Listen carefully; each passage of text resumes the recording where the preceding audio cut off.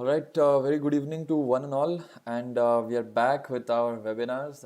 This today's webinar was a lot of you were asking for today's webinar, and so we finally are going to do one just before your Hack with Infy. Before I start, as usual, I am just going to wait till my team gives me the audio confirmation. So just take about 30 seconds or so. So once I get the audio confirmation from my team, we'll get started. That's the first thing. The second thing is this is a long webinar. It's a marathon webinar, so it's going to take a lot of time.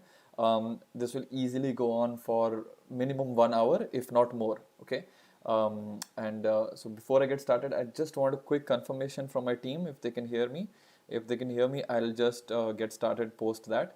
So I'll just wait for the confirmation from my team. Okay. So yeah, so I'll get started now. I think most of you can hear me. Let me get started at this point. So today's webinar is completely about HackWithInfy and how do you go about cracking it. And HackWithInfy is very different from all the other webinars we've done. So it's different from your InfyTQ. It's different from one second. Yeah. So it's different from InfyTQ. It's different from TCS Ninja. It's very similar to CodeVita. Okay. So let's get started with understanding first of all what HackWithInfy is. In today's webinar, I'm going to spend about what you could say around 5 minutes to just explain how HackWithInfy works. Just going to spend about like 5 minutes to do that. In this, I'll explain how HackWithInfy actually works, and after that, we'll actually get started on some of the coding questions. So what we have is this is a simple HackWithInfy pattern. It's a test conducted by Infosys, as the name suggests, and in this test, what we have is 3 coding questions. That's it: easy, medium, difficult. 3 coding questions will be there, and there will be 2 rounds. So the first round is happening on 14th and 15th of March, depending on when you have booked your slot through your college.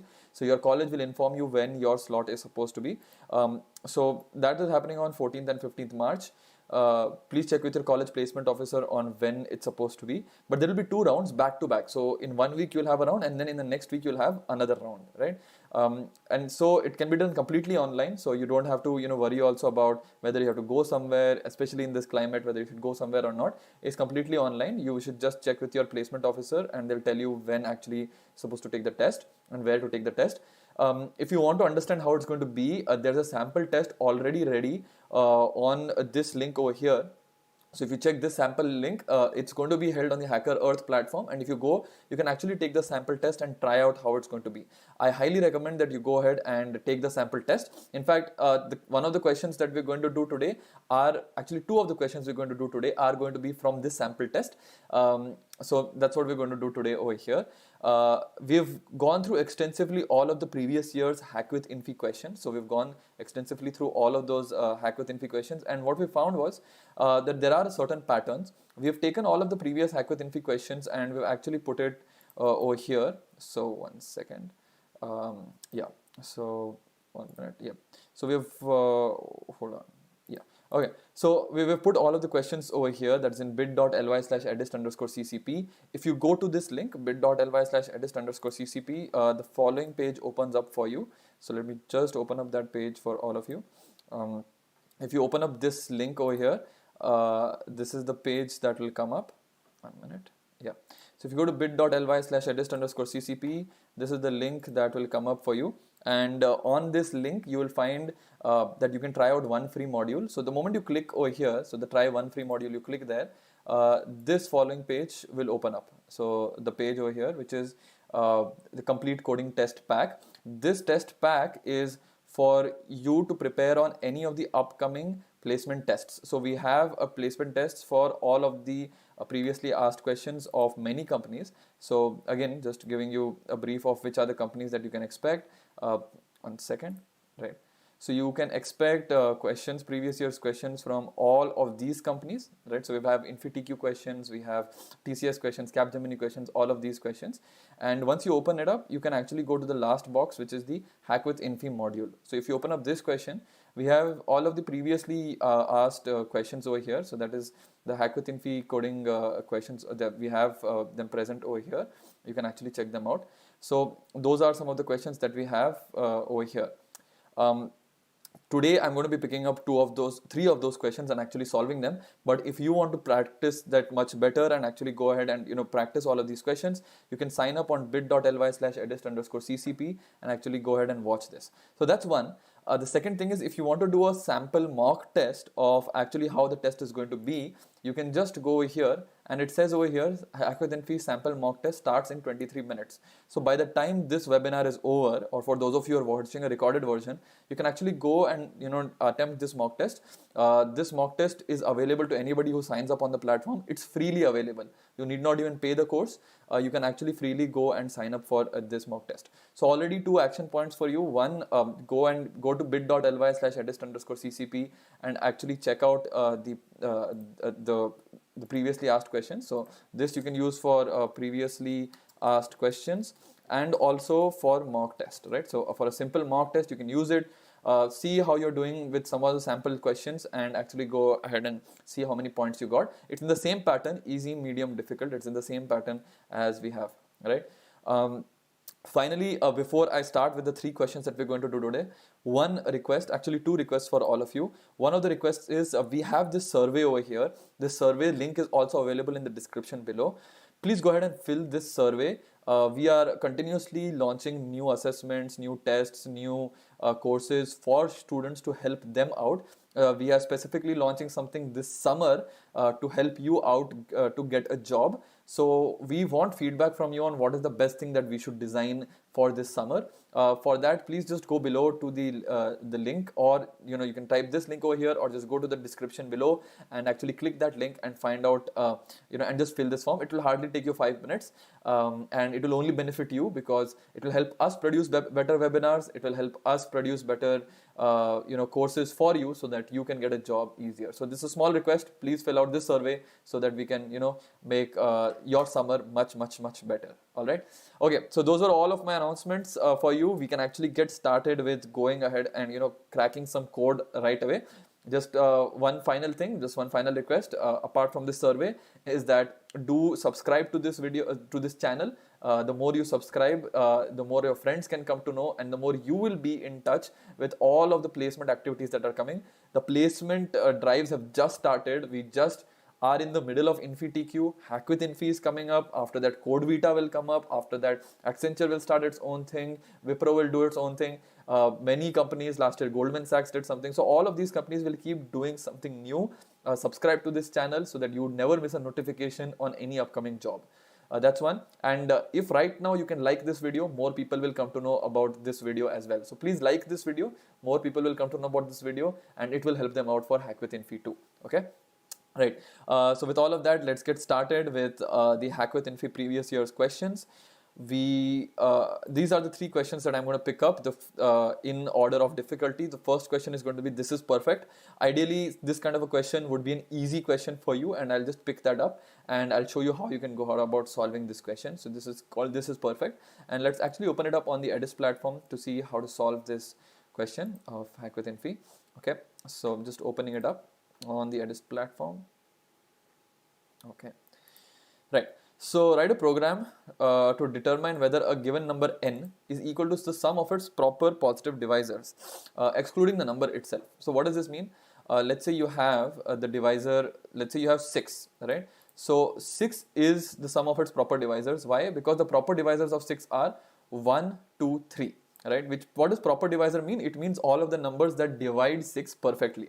Right, so if it is 6, 1, 2, 3, so it is except for 6 itself. So except for 6 itself, all the numbers that divide 6 perfectly, if they sum up to 6, then it is perfect. What about 5? 5 has only 2 factors, which is 1 and 5, and we don't count 5 anyways. So 1 plus nothing will be 5, so it is not perfect. For 28, we have 1 plus 2 plus 4 plus 7 plus 14.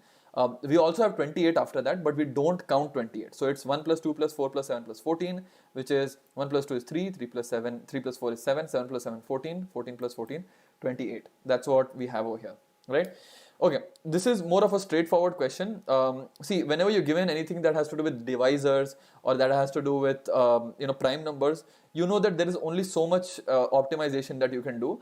This is a kind of question, especially if it comes in easy, you have to know that you're not supposed to apply some optimizations. You're supposed to do it completely in brute force. So it's fine. Okay, the next two questions that we do will require some coding, optimizations like use of dictionaries or maps, but we'll come to that. But for this question, it doesn't look like it requires anything. So we'll just go ahead and check what could be, the solution that we can come up with over here. And for us, what we really need to do is just find all the proper divisors and sum all the numbers and compare with the original number. So given a particular number, right? Let's say as we were given, one second. Hold on, I'll just get something up. Okay, 1 minute. All right, I just make sure that I can get some illustrations up. So 2 minutes for that. All right, so what we have is, let's say we have a given number 28, right? 1 second, yeah. So we have a given number over here called 28. We just need to find out all of its divisors. And how do we start by finding the divisor? Well, what we could do is from 1 up until 28, we can keep dividing 28 by that number. So we could divide 28 by 1, check if any remainder is there. It doesn't have any remainder. Divide 28 by 2, check if there's any remainder. There's no remainder. So far we have 1, 2. Check 28 by 3, 28 by 4, and so on all the way up to 28, right? Now, the small optimization we can make is we don't need to go up till 28 because the numbers we'll have is 1, 2, then after that 4, and so on. The maximum number we'll have is 14, and then after that we'll have 28 only. No number greater than 14 is going to divide 28 except for 28 itself. Now, in the question given, we are not even supposed to check for 28. That means that we should be going up until 14 only. Why is that the case? Because if you look at 28's all its factors, right, and this is the same logic as we have a prime number. So if you look at like all the factors of 28, we have 1 into 28, right, 2 into 14, 3 into nothing, 4 into 7, right? That's what we have. Anything else we have for 28? Nothing. So then we have what? 7 into 4, right? That's what. And then we have 2 into 14, and then we have 28 into 1, right? So what we have over here is what we can get is we have so what we are getting over here is we have 1, 2, 4, 7, and then 2 repeats, and 1 second, sorry, 1, 2, 4, 7, 2 repeats, and then you have 28 into 1. So as you can see, things start repeating. So for example, 2 repeats over here. Actually, the better way to have done it was be to 14 into 2. But my point is it starts repeating after a point. So I'll just rewrite it here. We have 1 into 28, we have 2 into 14, we have 4 into 7, we have 7 into 4, we have 14 into 2, and then we have 28 into 1, right? So that's what we have over here. Now 1, 2, 4, 7, 14, 28, these are our proper divisors, except 28, we're not supposed to include 28. But as you can see, it goes in reverse here, 1, 2, 4, 7, 14, 28. It's going in reverse, which means that I only need to actually check till 4 to find out all of the factors. I have 1 and 28, I have 2 and 14, I have 4 and 7, right? If I only check up till 4, it's fine enough for me, right? So what will be the greatest factor of any number? The greatest factor of any number, or rather the number till which the repetitions will happen. So even if you take a number like 100, what are all the factors? You will have 1 into 100, then you will have 2 into 50, then you will have nothing from 3, 4 into 25, 5 into 20, and then 10 into 10, and then it will start repeating 20 into 5, 25 into 4, 50 into 2, 100 into 1, and so on, right? Am I missing anyone? No, we are not. So what you can see is if you go till the square root of the number, if I go till the square root of the number, after that all the factors will start repeating. I just need to go to the square root, get both these values, right? Get both of all of these values, right? And store them as a part of their, store all of these as a part of the, what you could say, yeah, store all of these as a part of the proper divisors and then sum all of them up. So that's what you have to do over here.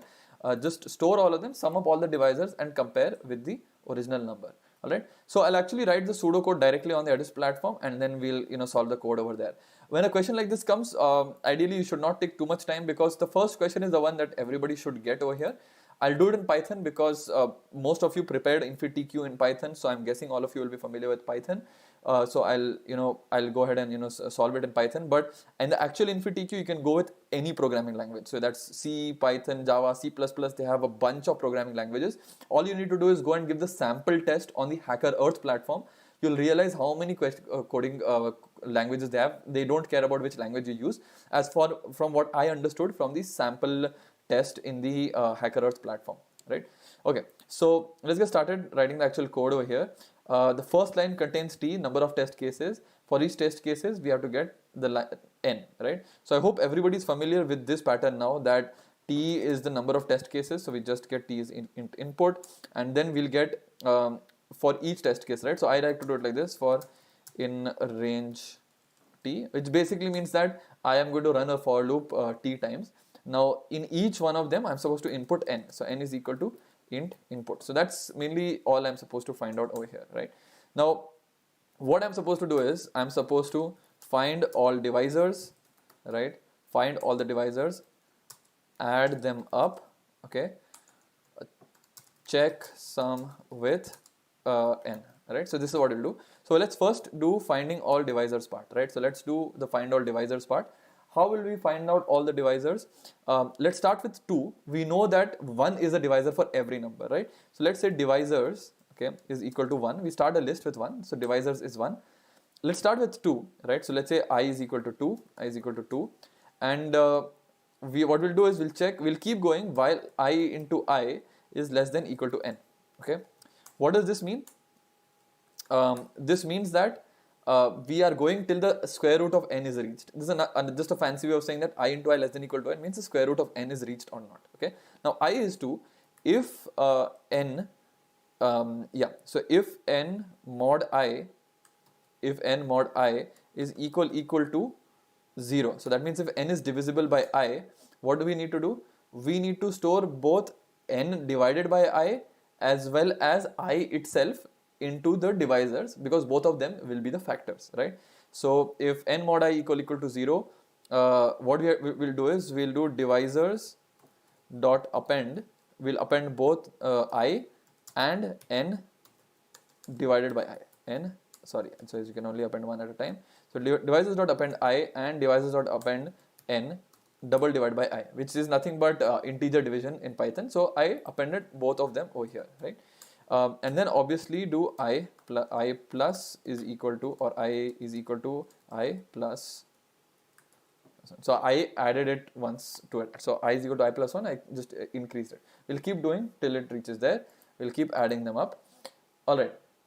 Just to know that before we add them up, just to know that we actually got all the divisors. The simple thing, as I always advise you, is just to see the output. Like, is this first step even working? What happens if we just print these divisors over here, right? What actually happens? Will we get some? Okay, it didn't match the output. We know it didn't match the output. That's fine. Okay, but what we do notice is that we got the sum of the divisors. So, we got the divisors. So 1, 2, 3 over here. 1 in this case. The second case is 5, and in the third case 1, 2, 14, 4, and 7.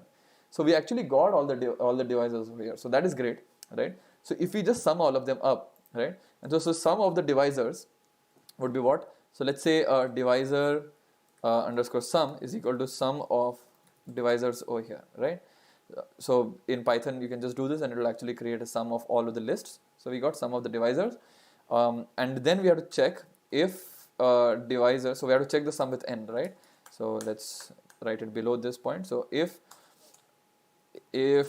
divisors over here, so if divisor underscore sum is equal to n, what do? We are supposed to print yes, otherwise we print no, right? So print yes, okay, else print no, right? So that's what we do over here.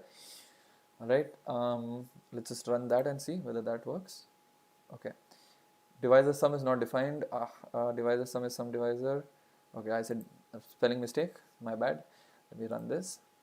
Okay, test cases are passed. Let's check if all the large test cases also pass. Okay, for one of them we are not passing, but for most of them we are passing. So we made a mistake somewhere. Are we double counting? This is something that I'm afraid of, that we could be double counting something here. for example, I is 2, what is the test case that we could be missing over here, right? 1 second, I'm just thinking, what is the test case that we could be missing?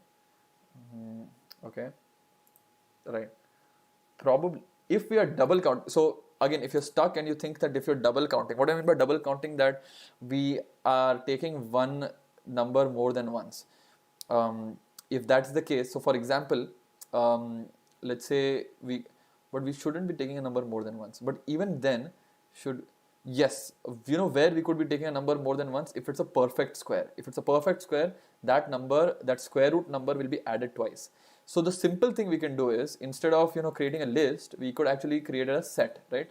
So we could do a set over here, like we create a set. Now this becomes a set over here. It becomes, what is a set? A set is a special data structure that will only add elements to it if the element doesn't exist. If the element already exists, then it will not add it to it. It is going to create, it is just going to leave it silently. Basically speaking, a set contains only unique elements in it, right? So what we could do is device is equal to set1, and we'll keep adding I and n divided by I only and only if what this will ensure is that elements will not come again. That is, a double element will not come, right? So let's run and see whether that works, right? So that works in the run test case. For submit, does it work? Okay, it still doesn't work. There's some test case that we are erroring out over here. All right, so that's not a case of double division. So I don't think that that's a case of double division. What else could it be, right? In the case of, let's say, are we missing any test case specifically? We are told that the test case can go up to 100. We said that 1 can be there, right? 1 less than equal to 10 raised to 9. Is 1 itself okay, right? All right, so we have not checked the test case for 1. If let's say 1 itself is given as an input, then what happens, right? So in that case, what we actually should do is we shouldn't even if it's 1 and you're not supposed to take 1 itself, so actually it should print no and it should just continue, right? So if so this is the edge case that we have over here, right? So let's actually do that. If n equal to 1, in that case, what do? We print no, and because it's not a perfect number, because its only divisor is 1 and you're not supposed to take your own number, right? So if n is equal to 1, then you print no, and then you just continue. That is, you don't go in the rest of the array, the rest of the loop at all. So let's just run it and then let's submit and check at that point. Okay, now we passed the test case. So test case 4 was probably 1, or it had a 1 in the test case 4. So now we passed. So yeah, a good demonstration in front of you as to how even if you have the entire logic, you may still not be able to pass all the test cases because you didn't check one of the edge cases. Generally, the edge case would be if you missed out something over here. What was the edge case that we missed out? The question clearly says including the number itself, right? But we were always taking 1 to be there as a perfect number, whereas 1 is not a perfect number. 1 has only one divisor, which is 1, and it itself cannot be included. So hence we excluded it. Okay, all right. So that was the first question. Took us a bit longer because I was explaining and all, but generally, typically you should try to crank this code out or finish this code within 20 minutes, and then focus your remaining 2 hours and 40 minutes completely on the remaining 2 questions, because ideally your aim should be, if you get easy and medium questions correctly done, then you have a good chance of going to round 2. Obviously, if you get all 3 done, then you're obviously going to be called for round 2, I hope. But for have a better chance, at least 2 questions you should try solving, right? So just to recap what we did in this question, we found all of the proper divisors. We found the proper divisors over here. This is how we took care of the test, the edge case that n equal to 1, and then we found all the proper divisors. Turns out you didn't even need to take a set. Even without a set, it would have worked. So yeah, and so we kept adding those divisors, and we took the sum of the divisors, checked if the sum of the divisors is equal to n or not. Okay, so we're done with this question. Let's look at the next question. We have many questions, but the one I would want us to look at right now is a question called division pair sum, right? So let's have a look at this question called division pair sum. Okay, so the question says, given an array of n elements and a number m, we need to find all the distinct pairs existing in the array whose pair sum is divisible by the given number m. Okay, which kind of looks like this. So we have 10, 9, 4, 5, 7, 2 over here, the big number. We have to find all of the pairs whose sum, when summed up, will give us a sum that is divisible by 15. So for example, adding up 10 and 20 will give us 30, which is divisible by 15. Adding up 21 and 9 will give us a number which is divisible by 15. Which else will give us? 8 and 7 will give us a number that's divisible by 15. Anything else that's going to give us, so we had 10, 20, 7, 8, and 5 and 10 also will give us a number divisible by 15, right? So that's why we have 4 numbers over here. What's given to us is 1, 2 is not the same, is the same as 2, 1. So don't take the same pair twice. That is, you don't need to do double counting. 1, 2 is the same as 2, 1 over here, right? Okay, let's look at some of the approaches that we can do. The simpler question, okay, so always start with thinking about, have I done some kind of a questions like this before, right? The simpler question would be pair sum. Okay, so imagine you had a question, imagine if you had an array like this one only. So I'll just take this array and then we'll go over to our slides. Okay, so let's say we have an array like so, right? And we were told that in this array, can you find a pair whose sum, forget divisibility and everything, let's go for the easier question, the sum. Can you find all the pairs whose sum is 30, right? So then we'd say yes, we can. We'll start with 10 and we'll see 10 plus 20 is what? It is 30, so we know that. So basically we'll take 10. The brute force approach, the simplest approach we can think of is take 10, check with all the values, 10 plus 20 is 30. So yes, we got 10, 20. Then we'll start with 9. 9, 4, 9, 5, 9, 7, 9, 2, 9, 8, 9, 20, 9, 21. Yes, 9, 21 gives that value. So we'll take that. So this will be done in 2 for loops, right? Similarly, we take with 4, we don't find anything. 5, we don't find anything. 7, we don't find anything. 2, we don't find anything. 8, we don't find anything, and so on, right? So the answer is we got two pairs over here, 10, 20, 9, 21. That was using 2 for loops. Is there a better way of doing something like that? Yes, there is a better way of doing something like that. And one of the ways that you could do is you could sort the array and then you could find out. So that's one way. And that's a 2 pointers approach, which I'll leave for now because there's even a better way. The better way would be if we find out from this array, right? From this array, if we find out the frequency of each number. How would we find out the frequency of each number? Let's say we use a map. Let's say you're a Java, C++ user, you use a map, or if you're a Python user, you use a dictionary.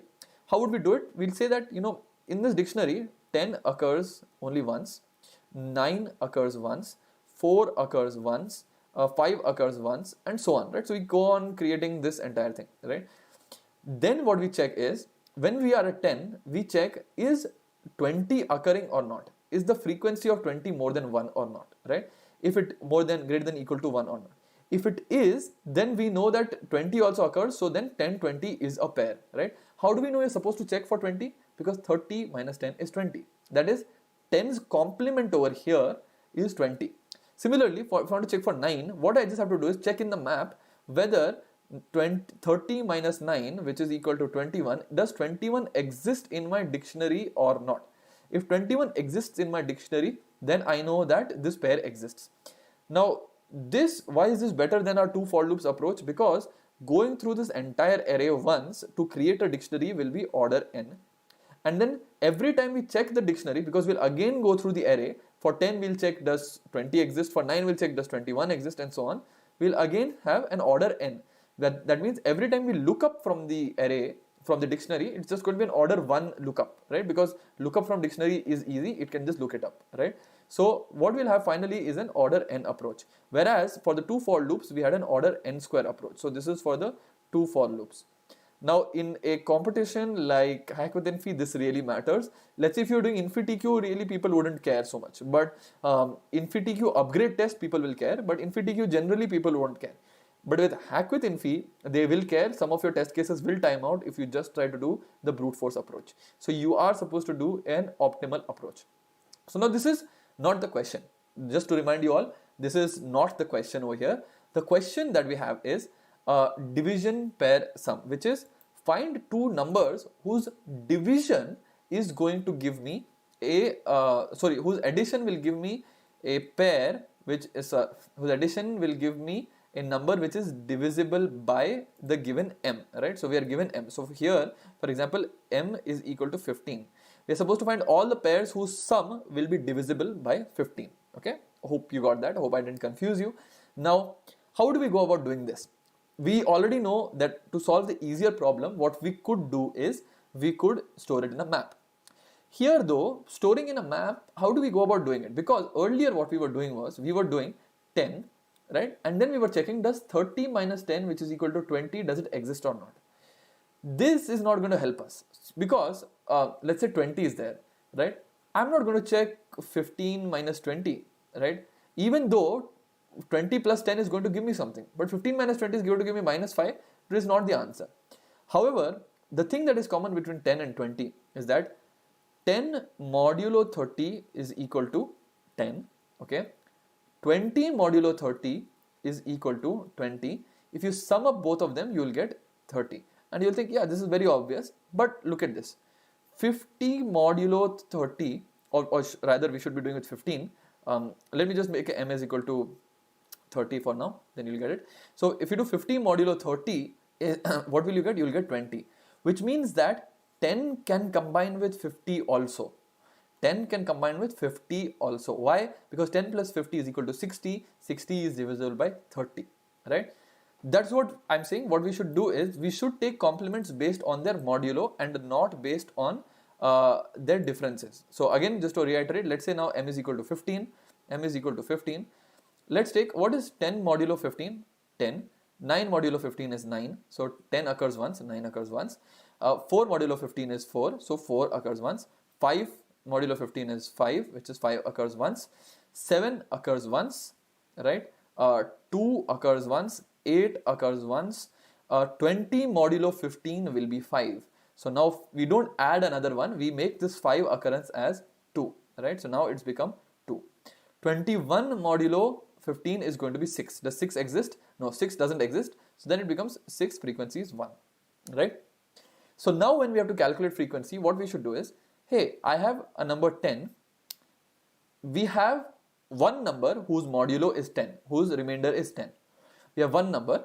This will go very well with any number whose modulo is 5, because 15 minus 10 is equal to 5. Any number whose modulo is 5, this will go well. So we have two such numbers. So we have 1 into 2, these many pairs for 10. Okay. Now let's go with 9. How many numbers are there that can combine with 9? For 9, we need a 6. There is one number that can combine with 9. That's what we have. Okay. For 4, we need a 11, right? Which we don't have. With 5, we need a 10, but we already counted this, so we're going to skip. For 7, we need an 8, right? So for 7, we need an 8. How many numbers do we have? We have 1 into 1. 1 numbers over here, right? 1 pairs we have. For 2, we need a 13. For 8, we need a 7, but we are already counted it, so we won't count. For 6, we need a 9, but we already counted it, so we won't count. So finally, we have 2, 1, 1. The sum is 4. We have 4 pairs that we can use, right? How did we do this? We created the frequency of the remainders. How many times a remainder is coming, okay? If the remainders, the number of remainders frequency we created, and we checked how many pairs is it possible. All right, let's have a look at another example. And whenever you get another thing like this, you should always think of how to get another example and test out your thing. Okay, so they haven't given another example. Fine, so we'll go ahead with some of the codes, but let me think of another example, because there has to be some edge case over here, right? It can't just be that this is the only thing. Let's think of some more examples over here, right? So for example, let's say our m was 20, right? So our m is equal to 20. Right? If our m is 20, would this still work? Right? Okay. Let me come up with a better example. So m is 20, let's say, and we have a 12 also, right? Okay. We have a 12 and 8. We have a 10 over here, and let's say we also have the number 40. Okay. Now let's have a look at this particular thing. Okay. So let's again create the frequencies. 10 modulo 20 is 10, it occurs once. 9 modulo 20 is 9, occurs once. 4 occurs once. 5 occurs once. 7 occurs once so far. 12 occurs once now. 8 occurs once. 20 modulo 20 is 0, so 0 occurs once. 21 occurs, no, so 21 modulo 20 would be 1. Did 1 come yet? No, so 1 occurs once. 40 modulo 20 is again going to be 0. So 0 occurs twice now. So how many pairs will we have?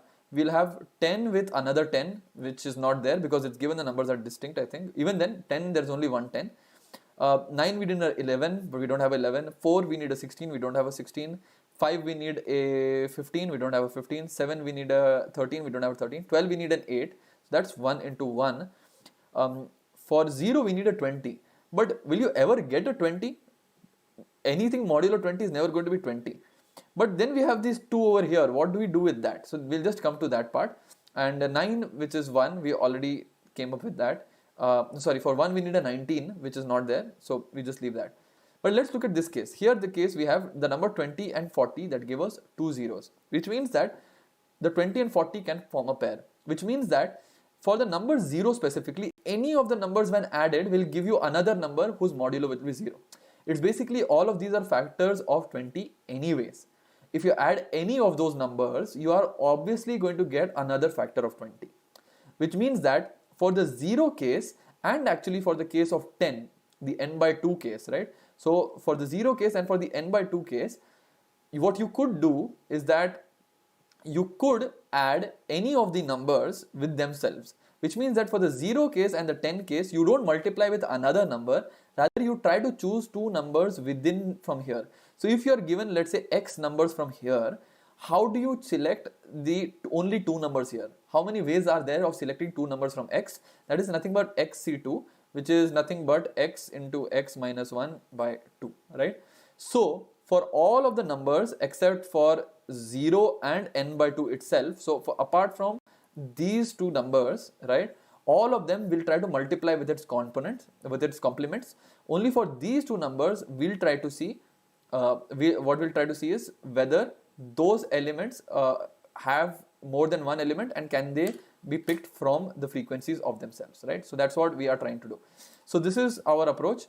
The brute force is find all the pairs and check. That's 2 for loops, and if you try to do that, trust me, you will not pass all of the test cases in InfyTQ, in HackWithInfy, I'm so sorry. But in the division pair sum, for a better approach, find the frequency of all elements and check for, based on these frequencies, what all elements are possible to, what all pairs are possible through this.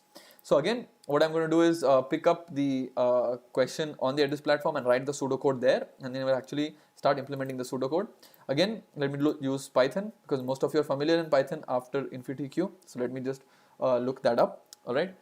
Okay, before I start again, please make sure you like this video so that more people come to know about it, and hit subscribe if you have not yet subscribed to this channel. You'll get more notifications regarding any upcoming videos. Okay. All right. Great. Let's look at this question. The question I'm going to do after this is a question called distribute the weights. That's a pretty difficult question. But if you solve that, if you understood that, then you will really become a better programmer today.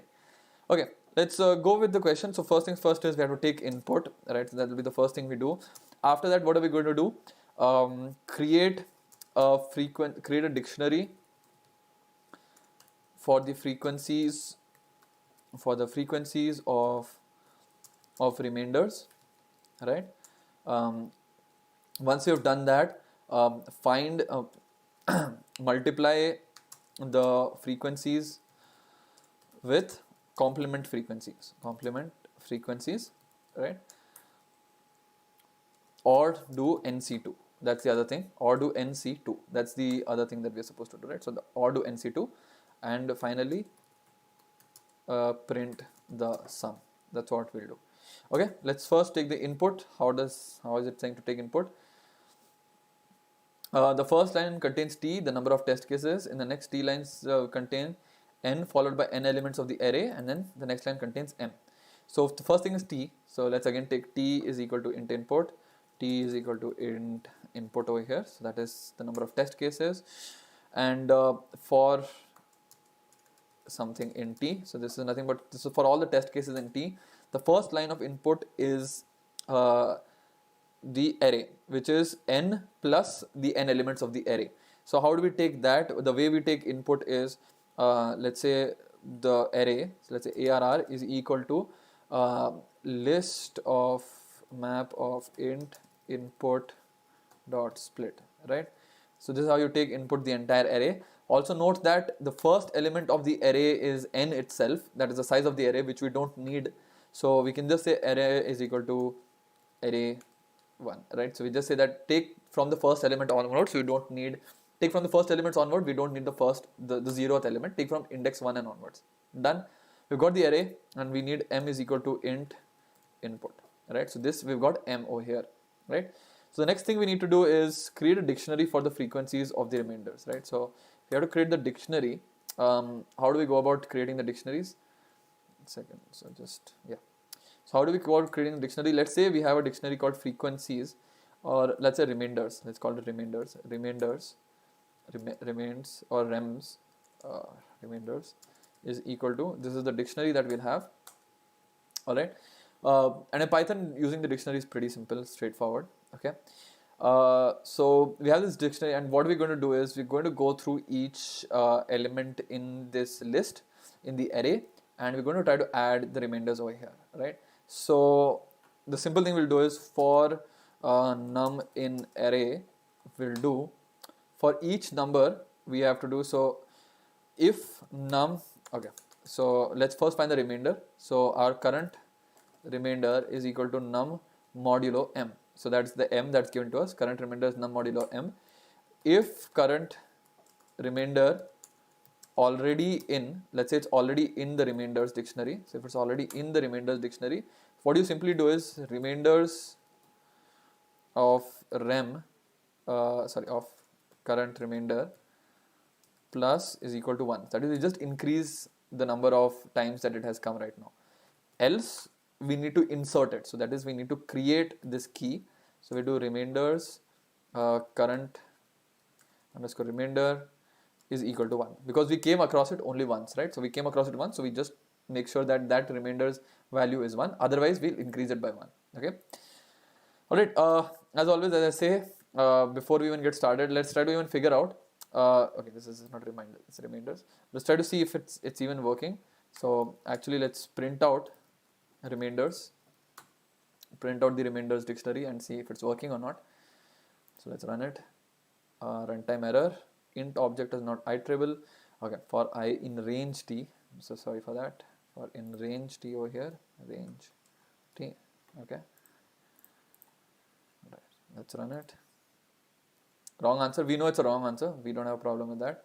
But what we want to check is if it's coming. So for this array, 1 second. Yeah. So we have 10, 9, 4, 7, 8, 20, and 21, 15, right? So for 15, what we got is 10 occurs once, 9 occurs once, 4 occurs once, 5 occurs once, 7, 2, 8. 5 should occur twice and 6 should occur once actually. So 5 does occur twice, 6 does occur once. So we've got the dictionary that we wanted, right? So it's actually creating the dictionary that we wanted. In this case, 2 occurs twice, so that's what it is. So modulo 4, right? This will be 2, 2, and any other 2. So 2 occur twice, yes. 0 occurs 3 times, yes, 4. 0 over here and 8 over here. So those are all divisible by 4, hence 0 occurs 3 times. 1 occurs 2 times, that would be 7 and that would be 9. Sorry, not 7. That would be 9 and that would be 1, correct? And 3 occurs once, that would be 7, right? In respect to 4. So we got a dictionary. That's the easy part. So we got the dictionary. So for num in array, we create the dictionary. Great. So we create the dictionary. Next, what we're supposed to do is multiply the frequencies with the complement frequency. So now we'll loop through all of the keys, right? So we'll do for remainder in remainders, right? So we'll go through the keys and we'll try to find out. Let's also create a sum over here, or let's create num pairs. Num pairs is equal to 0, right? So what we'll do is if this remainder, so for remainder in remainders, the complement remainder complement is, or let's just call it complement. So what's the complement? Complement is m minus remainder, right? So we'll have complement is m minus remainder. What we have to find out is how many of those, how many pairs are possible. So pairs is equal to complement remainder. Okay, it is remainders of rem into into remainders of complement. Okay, that's what it becomes. So it becomes pairs is remainders how many remainders are there with the current remainder into how many remainders are there with the complement. The only issue is this complement may not exist in the dictionary. So for example, over here we said 10, which means that 5 needs to exist, or let's say we take 4 over here, 11 needs to exist, but 11 doesn't exist. So this would give us an error. What we should check is if complement in remainders. So if the complement is there in remainders, then do all of this, okay? Else just go forward, so we don't care about that, okay? So we multiply this, and also to avoid repetition, so to avoid double counting, let's make our current remainders rem is equal to 0. So now if we mark our current remainder, the current one as 0, then the next one can't use it again, right? So we do this, this is the pairs, and then we mark it like this. Otherwise, the only thing that we have not checked right now is the two cases where it could be m modulo 2 or m equal to 0, right? So what we could do is for remainders in this, that's the first case that we should check, right? So actually that's the first case. So we took complement, right? So we took the complement.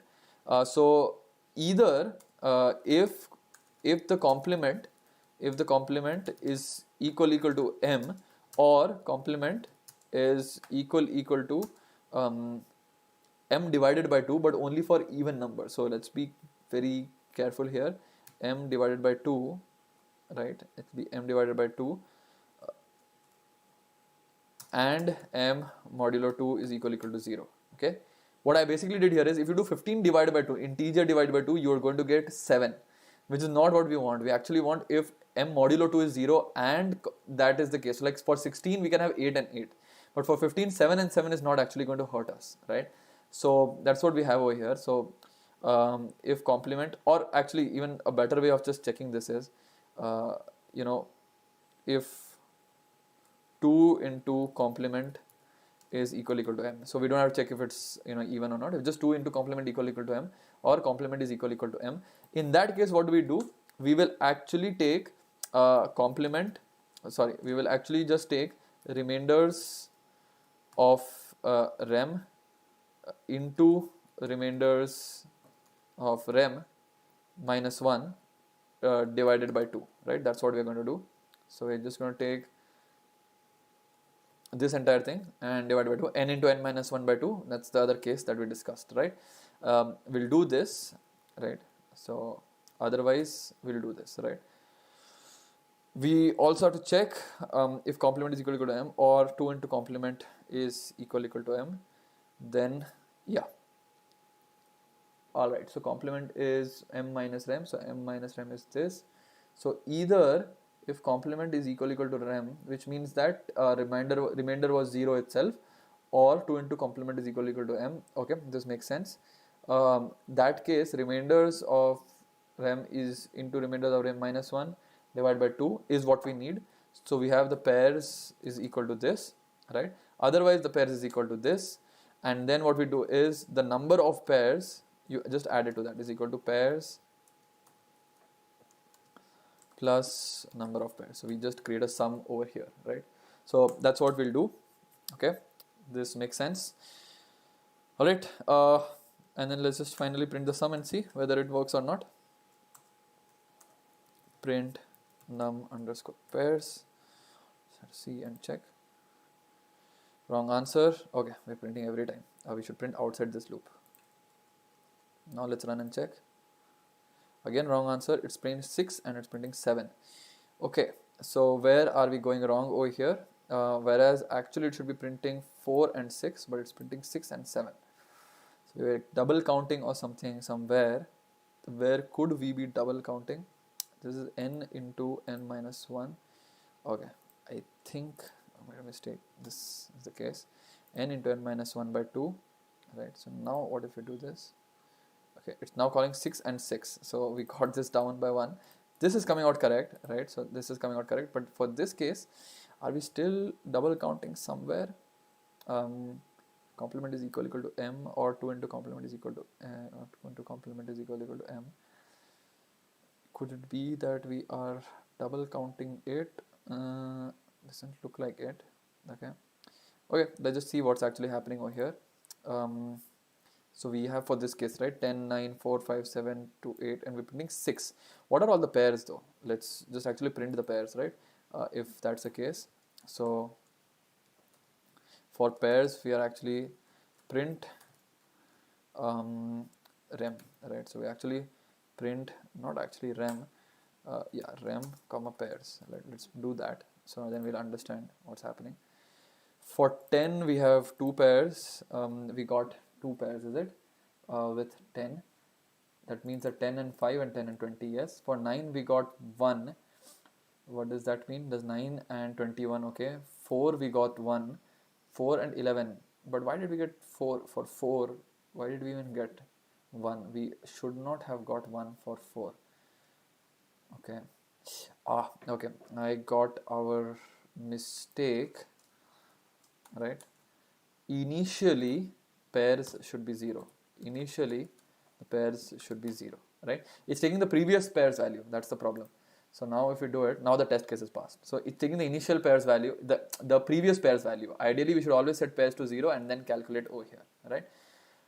Okay, so that's that. Let us submit and check whether it's passing all the tests. Oh, it did. It passed all the test cases, right? So yeah, that's another demonstration of how a silly mistake can cost you, right? Again, let's do a recap of what we did. We created all the frequencies. We could have done just 2 for loops. Honestly, we could have actually just done 2 for loops and got the answer, but we didn't do that. The reason we didn't do that is because it would have causes a time limit exceeded, and you can actually go ahead and try that. If you do 2 for loops, you'll actually get a time limit exceeded over there. So we create a dictionary, and that dictionary stores how many times a particular modular has come, there's a particular remainder has come. If that remainder already exists, if the current remainder exists in the remainders, we just increase by 1, which basically means we're increasing the frequency by 1. Otherwise, we are saying that, hey, this is the first time this has come, now we make the frequency as 1. Now number of pairs is 0.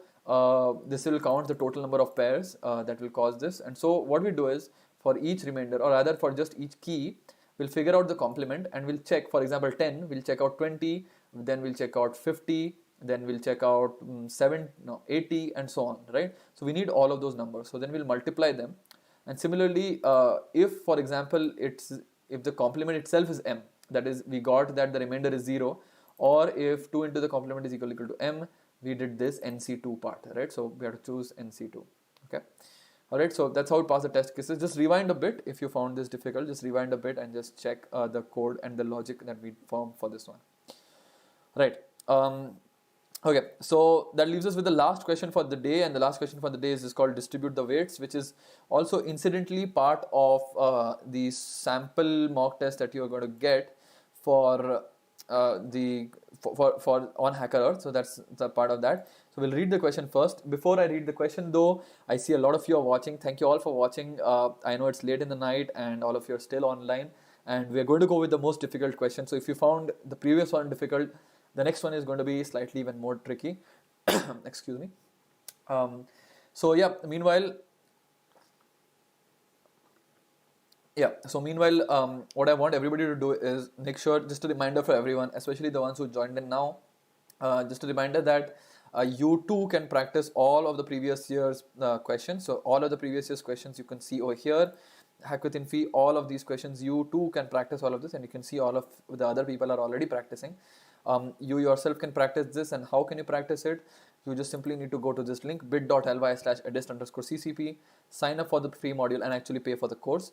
If you just want to take a mock test, and I'll show you how that mock test looks. If you just want to take a sample mock test, so there is a mock test over here. It's live actually. It started at 8 p.m. on 13th March, so it's actually live. You can click start now and actually start the mock test. It's actually a proctor test, so you can't move away from your tab. If you move away from your tab, then you will get disqualified. So you can actually start this mock test right now. Actually, I'll show it to you on the platform. Yeah, sorry. So if you go here on the dashboard, you can see that it's a live mock test. You can actually click start now and start it. It's a proctor test. You can't move away from the tab, right? Also, before I start the next question, like this video so that more people come to know about it. The more you like, the more people will come to know. And do subscribe to this channel. You'll get all of the notifications for the upcoming webinars. Okay, all right. Also, before I even go ahead, okay, we'll take that in later. Okay, so let's look at this question that we have, and we'll actually open it up on the Edyst platform. Right, so 1 second. Yeah, the question is distribute the weights. You're given an integer a of size n and an integer m. You have to distribute the elements of array A into m groups such that the maximum sum of elements in each group is minimum and the elements of array A allotted to any group is contiguous. Alright, I read that very fast purposely because it's a lot of mumbo jumbo, you will not get it directly. Anytime you get a question like this, any question by the way, the first and the second question also, anytime you get that question, you need to have a pen and paper and you need to write down all of these things, right? You can't not write these things down. To this day, when I'm solving a question, I have a pen and paper ready with me. You can't do it without a pen and paper, okay? Please do it with a pen and paper, even in HackWithInfy. Don't trust your mind for mental maths. That's not going to happen, right? Okay, so let's actually look at, I'll explain this question to you through an example question, through the example. And the question is this, we have the number of test cases, that's the first thing. The second thing we have is 5 is the size of this array, right? So that's the size, so that's easy. 3 is how many subgroups you should divide this array into. So this is the number of subgroups that you should be dividing this array into. And you can divide the subgroup in many ways, but it should be such that the sum of the subgroups, the maximum sum of the subgroups should be minimum. What do I mean by that? Okay, let's look at the question. Okay, so I'll actually pick up the example over here and I'll show you what happens. So if we divide into subgroups, we have to divide into how many subgroups? 3 subgroups. So we are told that we are allowed to divide only into 3 subgroups, right? If we want to divide this into 3 subgroups, it could be that we club 1 as one subgroup, 2 as another subarray, and 3 as an entire subarray on its own. What are the possible sums we'll get over here? We'll get 1 as the first sum, 2 as the second sum, 3, 4, 5. 3 plus 4 is 7, 7 plus 5 is 12, right? So we'll have 12 as the maximum sum. Can we get lower than that? Imagine if we would to sum up, let's say, we can see that 3, 4, 5 is the big problem, right? So what we could do is, how about we just sum up 1 and 2, we take 3 and 4, and then we take 5 separately. Why are we doing only 3 groups? Because the question clearly says m subarrays, that we are only allowed to do.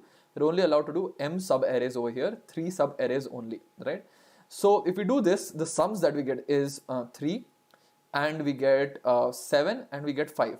So the maximum sum that we have over here is 7, which means that it's lower than this 12 over here. But notice this, earlier the maximum sum was coming up because of the last group. Now the maximum sum is coming because of the middle group, okay? Alright, so this becomes 3, 7, 5. Okay, is there any other better way of doing it? Let's go further. Let's say we take 1, 2, 3 as a subgroup and we take 4 as one subgroup and 5 as one subgroup. Then we have the sum 6, we have 4 and we have 5. Notice that all of this 4 and 5 are still big sums, but the maximum sum that we have is 6, which is still lesser than 7 and which is still lesser than 12, which means that 6 is the minimum subarray or minimum maximum sum that we can get. Essentially, we are supposed to find min max, the minimum maximum sum possible if we divide into m subgroups. How we divide into m subgroups is up to us. So first we took 1 and 2 together, first we took 1 separately, 2 separately, and then we did 3, 4, 5. Then what we did was we took 1, 2 together, then we took 3, 4 together, and then we did 5. Finally, we took 1, 2, 3 together and 4 and 5. You can do other things also, try it out yourself, but basically speaking, we are allowed these m subgroups, right? So if you're allowed m subgroups, which is the minimum maximum sum possible, that is what we're supposed to do. Now right off the bat, you would be thinking, my god, what's happening? First of all, is the array always sorted? Because that's not given to us, right? Second thing, you'll be thinking, wait, couldn't we have chosen better subarrays? Like I would have chosen 1 and 4 or 2 and 5 and something else, right? The problem is you can't choose 1 and 5. You cannot choose 2 and 4. The reason you cannot choose that is it has to be contiguous, which means it has to be together. So you have to choose 1, 2, 3. You can't choose 1 and then 4 and then 5. They have to be continuous. So 1 and 2 and 3 have to be all together. Okay. So now the first thing you'll be thinking is the array sorted? The answer is no, the array is not sorted. Should you sort the array? We'll have a look at that, whether that will help us or not. Okay. But to explain this problem to you, because the final solution of this problem is not what you're thinking. It's actually a completely different solution to what you're thinking. So to help you figure out the final solution, I'll break this problem down into an easier problem. Okay. The easier problem that we will take is, we'll call this a level problem. How do we divide into subarrays such that it just doesn't exceed k? Okay, there's a k value and we don't want to exceed that value. Forget the original question right now, right? We want to, I'm giving you an easier problem, and the problem is I create an array and I want to divide into sub-arrays such that it doesn't exceed a certain k. Alright, how do we do that? First let's look at this and then we'll actually try to code up something like this. Can we divide these into certain sub-arrays? Any number of sub-arrays. You have given unlimited sub-arrays. There is no constraint on m. This is not the original question, it's just the easier version of the question that I'm helping you. If we solve this, solving that becomes easier.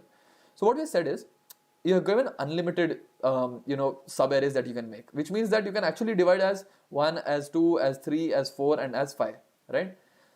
Is it possible to divide into sub-arrays such that none of the sub-arrays, or rather the maximum sub-array never exceeds k, where k is 3? If k is 3, is it possible to divide into sub-arrays such that it doesn't exceed k? No, because the maximum number that we have is 5. So that means the minimum sub-array sum is going to be 5, no matter what you do. Imagine if you take 5 always alone, 4 always alone, 3 always alone, 2 always alone, 1 always alone, because we have unlimited sub-arrays. You cannot have 3, you cannot have 4. With 5 it's possible, with 6 it's possible, with 7 it's possible. Great. Now what I'm saying is it possible? How would you find out if it's possible or not to do that? Okay, we will say that yeah, it's possible because the maximum number is there, right? If the maximum number itself is 5, then it's definitely possible because we have unlimited cuts, unlimited sub-arrays, so that we can always take each element once and they will never exceed the sum k, right? So yes, it's always possible to do that. Alright. How do we do that? We just find the maximum number in the array and say that yes, it's possible to divide into sub-arrays if we have unlimited sub-arrays. Let's make this question a little bit more difficult.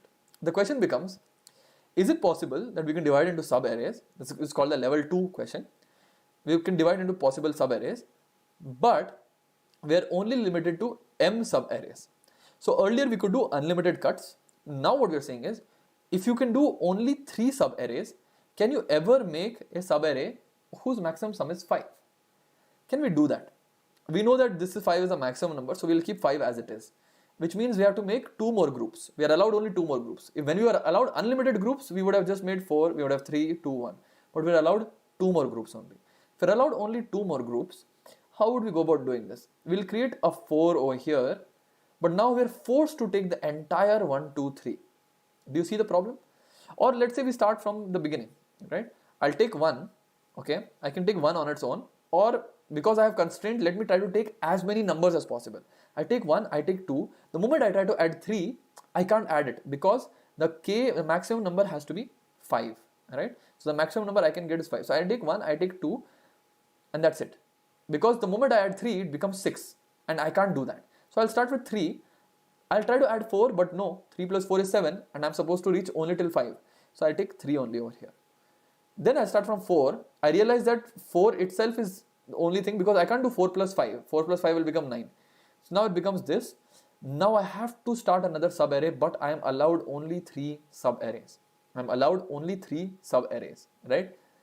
This is the more difficult problem, and the way we should say is, this is not possible to divide. With m is equal to 3 and k is equal to 5, it is just not possible. Had m been 4, then we could have done this. We could have done 1, 1, 2, 3, 4, and we would have done 5, because m4 means we are allowed to do 4 sub-arrays. Okay, so had m been 4, it would have been allowed. Or let's say k is 6, but m is still 3. So let's say k is 6, k is equal to 6, m is equal to 3, which means that I can start adding 1, 2, 3. Yes, all that is good because k is 6. The moment I try to add 4, I can't add it because it will become 10. So I'll take 4, I try to add 5, it becomes 9, so I can't. So this is 4, and I do 5, I take it like this. Why is it okay? Earlier we were struggling. Earlier k was 5, now k is 6. For 6, m is equal to 3 works. So m is equal to 3 for 6 works. So then we are able to do this 1, 2, 3, 4 and 5, right? Simple.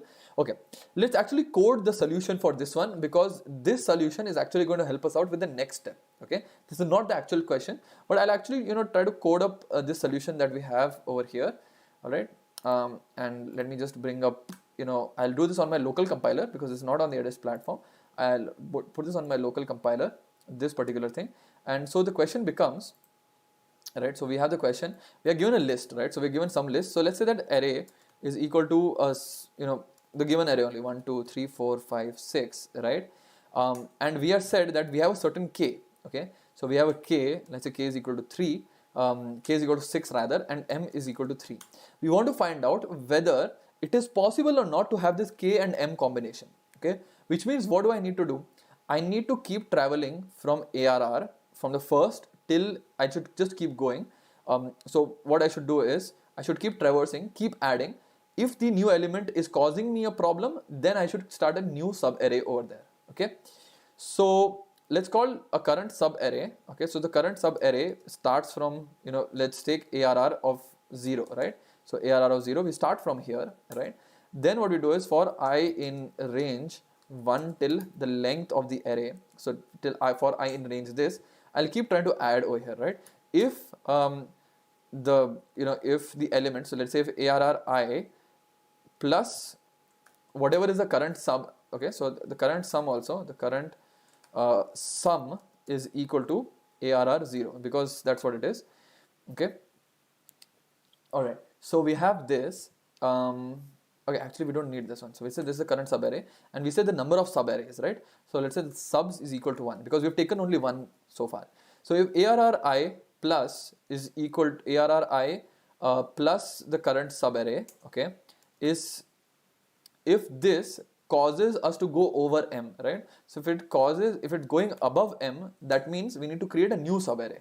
So we create a current sub array is equal to ARR I start from here, and also the number of sub arrays I have is increases by 1, right? So it increases by 1 over here. So that is what's happening here. So that is, otherwise it's not happening, then great. So just what you do is current sub array is equal to ARR I plus current sub, right?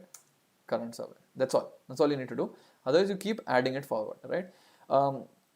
Okay, now after this is done, also check, right? So also check one more thing, that are we going over m or not, right? So if the current sub, right, is it going over m or not? One second, I think I made a mistake here. Yes, if the ARR I plus current sub is greater than k, not m, because we always want to check whether we're exceeding the 6th limit or not. If it's going the 6th limit, then we increase that. Now we check whether if the number of subs are greater than m. If the number of subs ever increase more than m, then what do? We know that it's not possible, so we just print not possible, and we break, right? And actually we can just keep a sorry for that. You can actually just keep a flag over here. Flag is equal to false, right? We'll keep a flag here, and we won't print here. We'll initially keep the flag as false only, right? Flag is equal to we'll actually keep the flag as true, okay? And then if the subs ever goes above m, then we'll do that. Okay, all right, so this is what we did, and let us print the flag, right? Let's print what is it possible or not to do it. Okay, great. So let's see, for k is equal to 6 and m is equal to 3, is it possible? Actually, let's take this input only so that we can try out multiple things. Go to int input, right? So let's try it out. And again, this is the easier version of the problem, so I just want to help you out over here. So if we run this, it's taking k. Let's say k is 6, m is equal to 3. It says false, it's not possible. That means we made some mistake over here, because subs greater than m. How did it become greater than m? Because actually with 6 and 3 it is possible, right? We keep adding. no, sorry, with 6 and 3 it's not possible, because we took the wrong array. It should be 1 2 3 4 5. All right, so let's run it again, and what we get is for 6 and for 3, yes, it prints true, right? So it does print true over here for this. However, if let's say if it was 5 and 3, as we said, it has to be false, correct? So what we basically did was, again recapping for those of you who are slightly lost, I can understand. What we did was we tried to find out, if I give you a certain k, but I am only allowing you to make certain m sub arrays, are you able to figure out whether it is possible to divide it into m sub arrays or not, right? And the way we do that is, try to take as many elements in the subarray without exceeding k. The moment we are going to exceed k, form a new subarray. We keep doing this till we run out of subarrays to form. If we have more than subarrays than we can handle, then it's not possible. If we have less subarrays than we can handle, then great. That means it is possible, right? Okay. Great. Now the question was, let's just go back to the question. What was the question? The question was, we have to make m subarrays no matter what. But the maximum sum of any of the subarrays should be minimum. Which means, if I have to write it in this language, it means that here we were testing for a k. What we want to do is, we want to minimize k, right? This is the level 3 question. That is, I am given that I can make only m subarrays, and I'm checking that whether it can hit a k or not. What I want to check is what is the least k for which m subarrays is still possible. We just went through this exercise, 1, 2, 3, 4, 5. We saw that for 6 it is possible to have 3 subarrays, but the moment I go to 5, it's not possible. Which means what? We have to find out which k is causing us to, which is the minimum k which allows us to have m subarrays, right? So the simple thing you can do here is that we'll try to loop through k. Over here, what we did was, we took a certain k, right? So we took a certain k over here, we took as input, and we said, is it possible with this k or not? Instead, what we can do is, we can say that I'll start looping through k. I'll start from k is equal to 1. M is constant, m is going to be given to us. So let's actually do that, right? This is the entire code, right? So let's say for k in range 1 up until 6. So that means from 1 till 6, that means we'll go only up till 5. And let us actually print whether this works or not, okay? So we'll actually print that. And we'll not only print flag, we'll also print k, right? We'll also print k over here. And so let's go ahead and try it out. So is it still expecting input? Yes, m is 3 for us.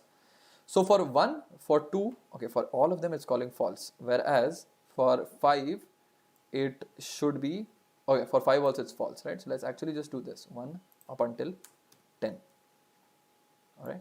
Okay, now let's run the code. For m is 3, okay. For 1, it's false, obviously, because we can't form from this subarray, from this 1, 2, 3, 4, 5, we can never form any three groups which have only 1 as the sum, which has the maximum sum as 1. 2 is false, 3 is false, 4 is false, 5 is also false, because we'll try to do it, we'll get, let's say we do 1, 2, then we'll do, let's say 3, but then 4, 5 becomes 9. We could have done 1, 2, 1, 2, we would have done 3, 4, it becomes 7, so that's also not possible. For 6, it's true, because we can do 1, 2, 3, then we can do 4 and we can do 5. For 7, it's true, for 8, it's true, for 9, it's true. But the simple thing we can do here is, we can start, the answer for us is 6, because we have to find the minimum number for which this is possible. Which means that the answer we have got here actually should work, right? So the answer we have got here should work, means that, let me actually open it up on the compiler and tell you what I mean by that. What I mean is, I have over here the question, right? And let's paste all of it here. We took ARR is equal to 1, 2, 3, 4, 5, but we have to actually take input from the user. And so let's take it, what is the input, right? So the input that is given to us is, first is t is the number of test cases. So t is equal to int input. And then for each of those inputs, right? For this in t, what we have is, in range t. This in range t, what we have is, for in this range, what we have is m is not equal to int input, because they are both in the same line. So what we need is actually, let's say m is, let's just call it int is equal to int list map int input dot split. What do I mean by this? If you just go up here, they're going to give you n and m together, right? So n and m they're going to give it together. We just need m, because m we don't need. So m is equal to imp1, right? Let's just that. And the ARR is equal to list map this entire thing basically, right? So ARR is equal to this. Great, right? So this is what ARR is, list map int input dot split. And we can actually just do this for k in range 1 to 10. or rather not 1 to 10, we'll keep going on, right? So for k in range, whatever, we don't even need to do for k in range. We can just keep increasing k, okay? And the minimum k that we find, first k for which this is possible is the k. So actually we will just do this while true. That's all we'll do, right? And we'll find the first k for which this is possible. So we do k is equal to, we'll take k is equal to 1 initially, and we'll check if it's possible for a certain k. If it's not possible, right? So if flag is true, then we break, right? Then we'll break over here, right? So that is what we have to do, right? Okay. So if the flag is true, then we'll break, and then we'll actually print k. So we'll first print k, and then we'll break out of this particular loop, right? Otherwise, we'll just do k is equal to k plus 1. So we'll do k is equal to k plus 1, right? K is equal to k plus 1. We'll keep increasing the k over here. All right. Okay. So let me run this and see whether this works. Okay. If flag, invalid syntax because we didn't give a colon. Okay. Now let's see. It test cases passed. Basically what it did was it checked for 1 is it true, for 2 is it true, for 3 is it true, for 4 is it true, because we already found out whether this particular element gives us for this particular k, is it possible to divide into m sub arrays or not, right? So what we're doing is from 1 we're keeping on checking, and we're trying to find the minimum number possible, right? Let us submit and check. And yes, this is exactly what you will also face in HackWithInfy, and I purposely did this to show you. This code that we did, although it is correct, it is absolutely correct. The problem with this code is that it takes too much time, okay? And where you can check that is, if you check this out, okay? That is, we are given AI value as 10 raised to 5, okay? Which means what? Which means that every time we have to check, imagine if the entire array is full of 1000, 1000, 1000, 1000, 1000, right? If it's full of 1000, 1000, 1000, 1000, we are checking from 1. Is it possible to make an array of 1? Obviously, it won't be possible, right? Because the minimum subarray sum has to be the maximum value of the array, right? So over here, obviously 1, 2, 3, 4 will not be possible. 5 may be possible, right? So we can start from 5, but 1, 2, 3, 4 will definitely not be possible because 5 has to be included somewhere. So one thing we can do is, instead of starting from k is equal to 1, we can actually just always start from k is equal to whatever is the max of the ARR, right? And then keep increasing from there. So let's try if that works for us. When we run, it works for us when run. On submit, does it work? Okay, submit, it's still giving us a time limit exceeded, okay? That means even though some test cases we passed, but if we took the maximum number and did, it's still giving us time limit exceeded. Now this brings us to level number 4, okay? And that's when we actually solve the problem. So for those of you who have been watching for so long, you have great patience, and this is the kind of patience you need to crack HackWithInfy. So let's look at what level number 4 is, right? Here what we're doing is, what did we say? We'll start from 5, right? That's the maximum number. We're going to start from 5 and we'll keep checking. How are we checking? We're doing a linear search. We're doing 5, 6, 7, 8, 9, 10, 11, 12. Instead, what is the maximum sum possible completely? What is the maximum sum possible? The maximum sum possible in any subarray is the sum of the entire subarray, right?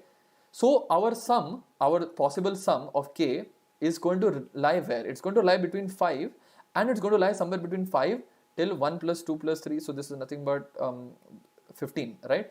For 1, 6 plus 4, 10 plus 5, 15. So 15. Our sum is going to lie somewhere between this, because in the maximum case, what are you going to have? You're going to have one subarray with the entire array. That the sum will be 15. In the minimum case, at least one subarray has to have 5. So the maximum sum will be 5. So the sum, the array, the value has to lie somewhere between 5 and 15. How were we earlier checking it? In the code that I just wrote, we were checking 5 to 6, then to 7, then to 8, then to 9, and so on. Is there a better way of doing this? Yes, you can do, instead of doing a linear search on the range 5 to 15, do a binary search on this range, okay? Now this is the tricky part. This is the part that you'll all be thinking, how does that happen? Well, the way it happens is, I'll search from between 5 and 15. Between 5 and 15, I get 5 and 15, I get 10. Is it possible for 10? Yes, it is very much possible. Our initial algorithm will tell us that, is it possible for 10? Yes, it's possible. Which means if it's possible for 10, it's definitely possible for any number on the right of 10. However, I want to go to the left of 10 and find the minimum number. So let me check between 5 and 10. Is it possible? 5 plus 10 is 15, divided by 2 is 7. Is it possible for 7? Yes, it's possible. Let me check on the left of that again. Between 5 plus 7 is 12. 12 divided by 2 is 6. Is it possible? Yes, it's possible for 6. 5 and 6, 5 plus 6 is 7, 5 plus 6 is 11, 11 divided by 2 is 5. For 5, is it possible? No, for 5, it's not possible, right? Now we can stop our binary search, right? Here, from 5 to 15, how many cases were we checked? We would have, in linear search, you would have checked 10 cases. In binary search, we are only checked 3 cases, 10, 7, 6, 5, 4 cases, that's it, right? And as you all know, binary search is log n. So that's what we'll do. We'll try to implement binary search over here, and let me go to the code and actually do that. Okay.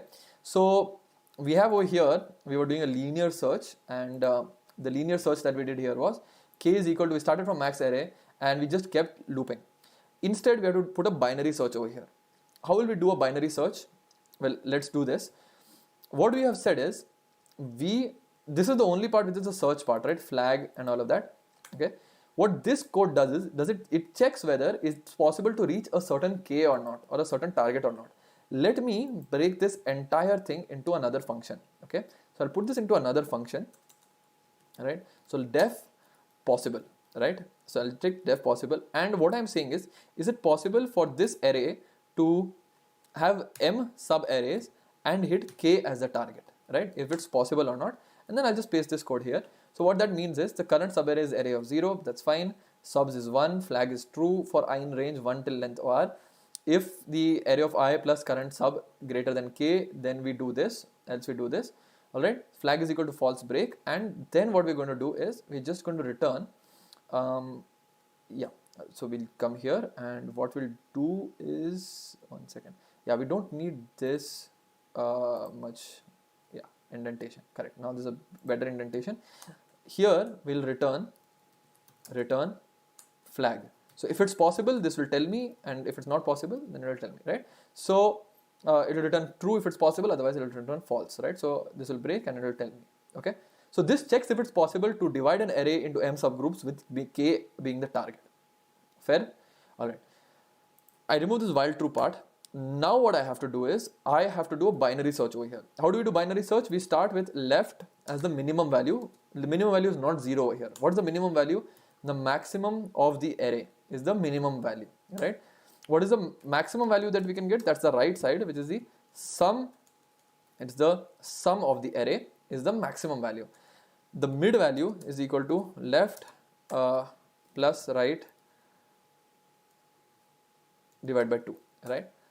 Now, while left less than equal to right, this is what we keep doing. We'll keep doing a binary search over here. Okay.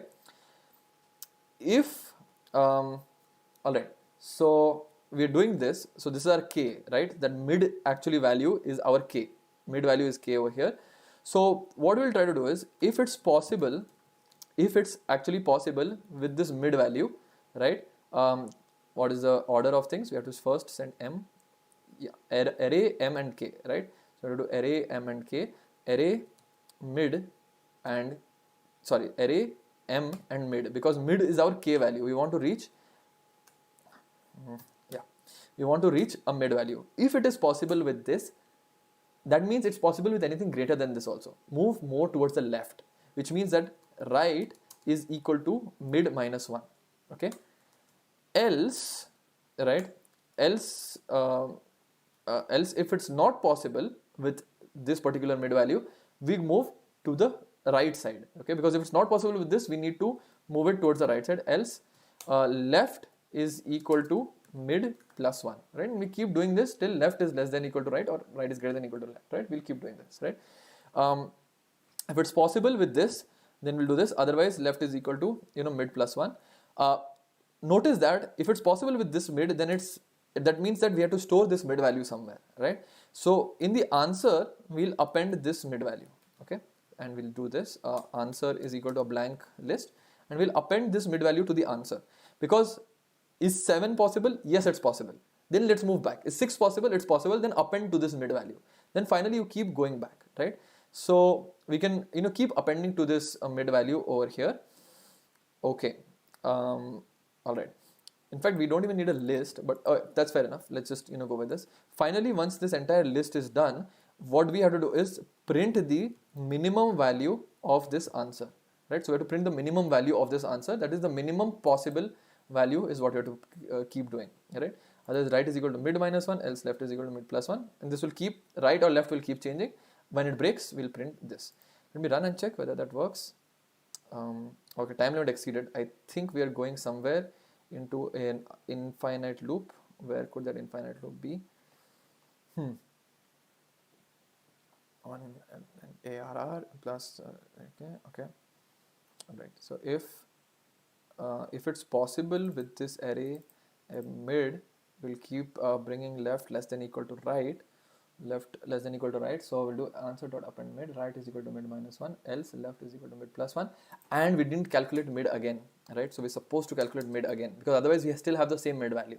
So mid is equal to left plus right divided by 2, right? So that is what mid is. So you have to always keep doing that, right? So this is something we missed out doing, hence it would have gone into an infinite loop. Okay, now the test case is passed. It's the same thing. We, instead of searching for k incrementally, we are searching for k using mid. Okay, you're using this mid value. All right. Now let's submit. And now we got the final test cases submitted because we used binary search instead of linear search, right? So we reduced the time taken to the binary search over here.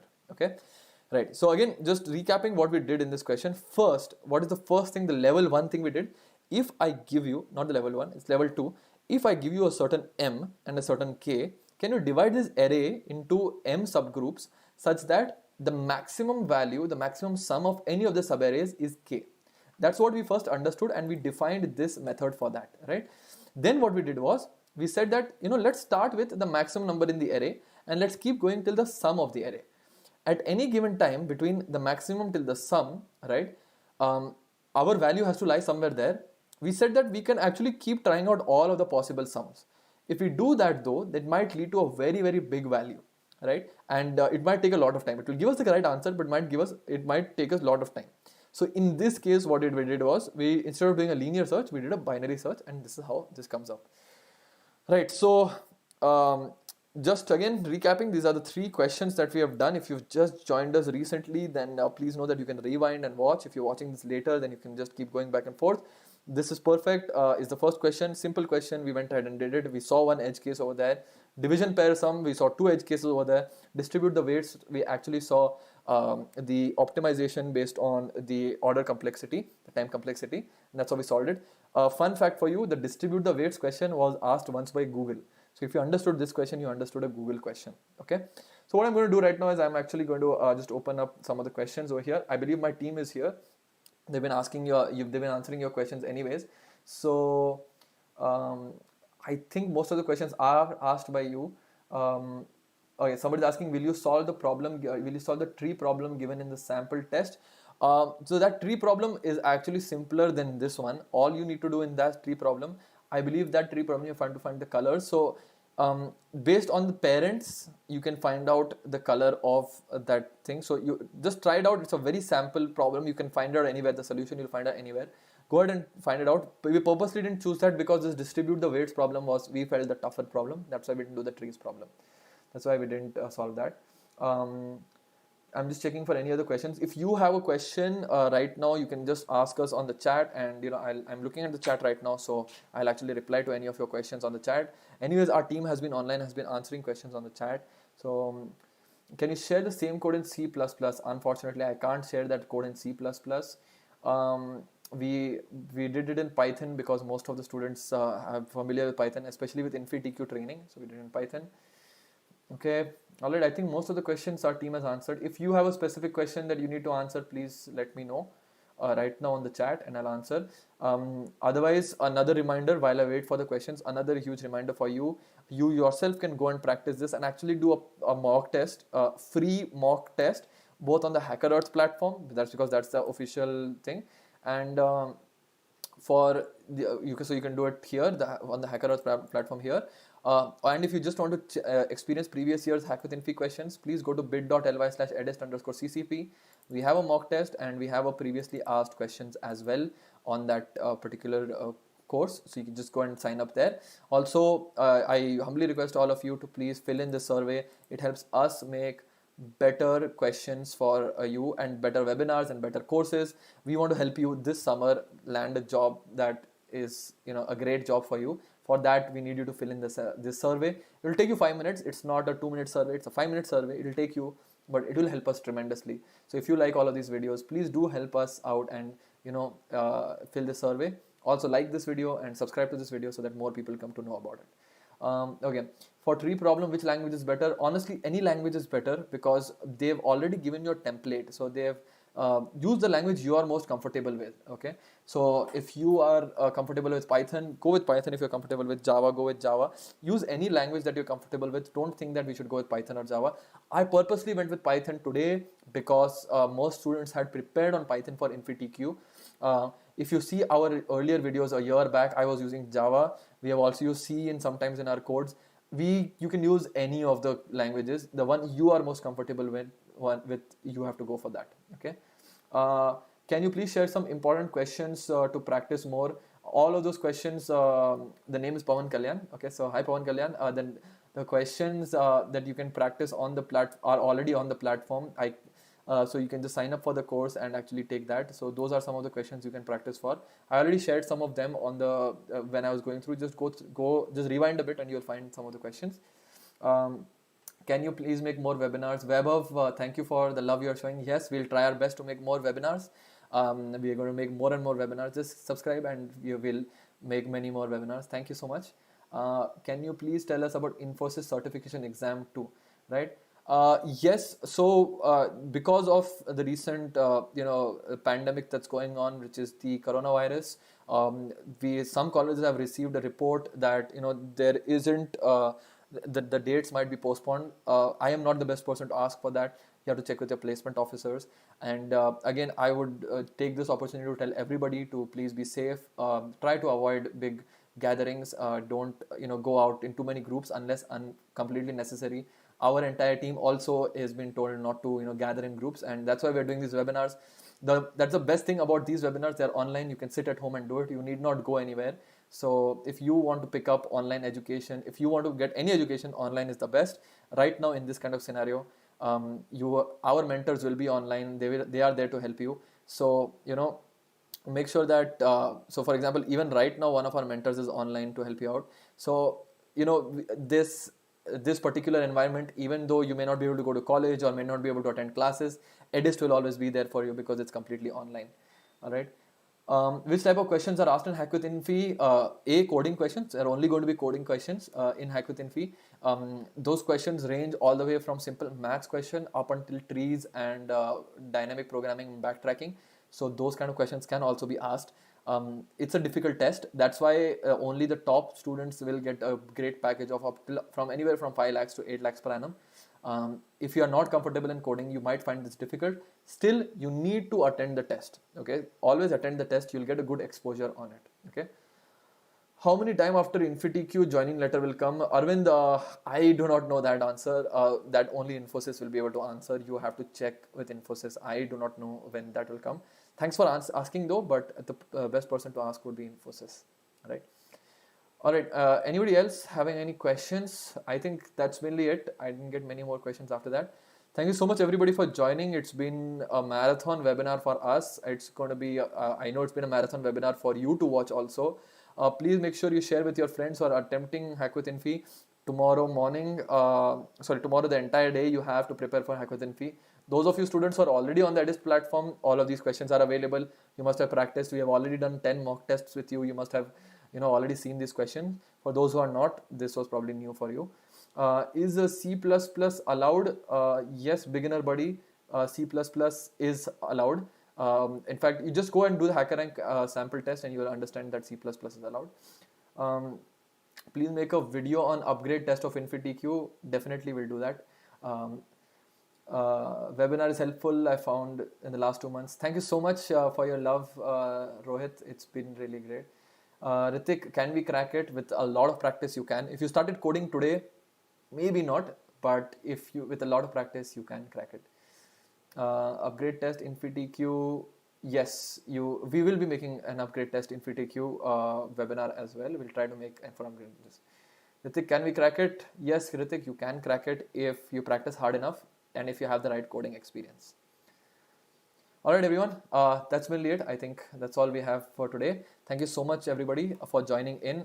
Please leave some comments if you have any more doubts. If you're watching this later, leave some comments and we'll reply to that. Thanks, everyone, for joining in. It's been a long webinar for me and for you. Wishing you all the best and wishing you the best of health, especially in this environment. Hope all of you and your loved ones are safe in this environment. Thank you so much for joining in. All the best for Hack with Infy, and stay tuned for more webinars that we'll be doing soon. Thank you, everyone. Have a great evening and have a great Hack with Infy.